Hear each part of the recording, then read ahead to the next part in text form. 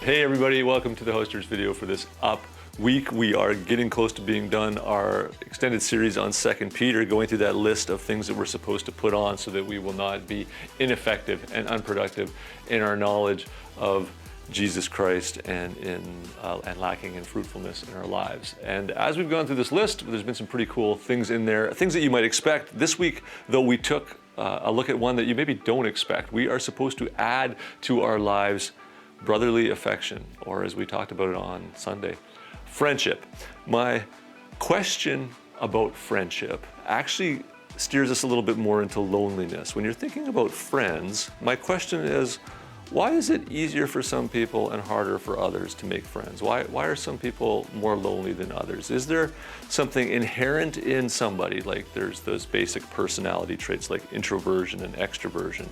Is there like a basic propensity some people have just to be more friendly and more engaging and have more friends, or is it something that's learned? So I dove into that a little bit because especially after COVID, loneliness is a big thing. And I was like, well, if it actually isn't just kind of you're stuck being you and you're not going to have friends, or that person's especially gifted at making friends, they're going to have lots, then, hopefully you're on one end of that and not the other. But if there is some things that we can learn about how to make friends and how to be friends, especially in the season when we're all kind of maybe a little more lonely than we have been in other parts in our lives, and that's worth diving into. So my question was, are some people just naturally better friends than others, or is friendship something that you can actually learn how to grow in?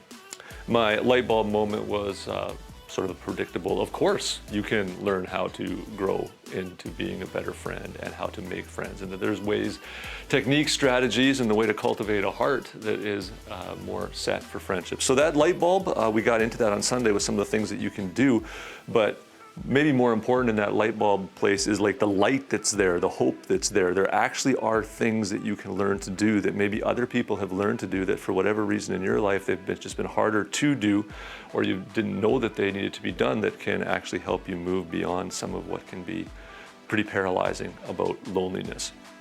So my question was about loneliness. Are we stuck with that, or can we work with it? My light bulb was, no, you're not.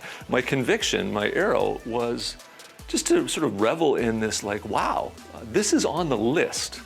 When we're supposed to look at things that have us participate in the divine nature, one of the things that we're told to do is don't stop making good friends.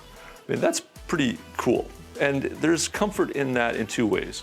First, the comfort in that is that God knows what it is to be a human being. He doesn't want us to be lonely. He wants us to be in a community. The second thing around that is that He will help you with that in the same way that He will help you to build any of these other qualities.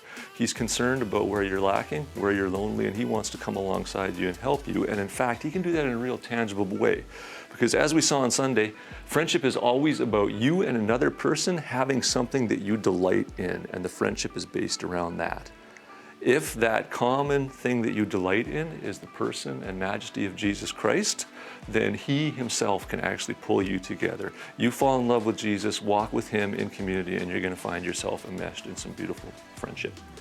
Of course, on an up week, we're not just thinking about our own friendships in-house here, our own personal lives. We're trying to look a little bit on the horizon at people that aren't connected to our community, aren't connected to Jesus, and we're going to want to be praying for them together in our host churches this week. So don't forget about that. Also, if you have not signed up for 24/7, it is now underway, and you're going to want to jump into that.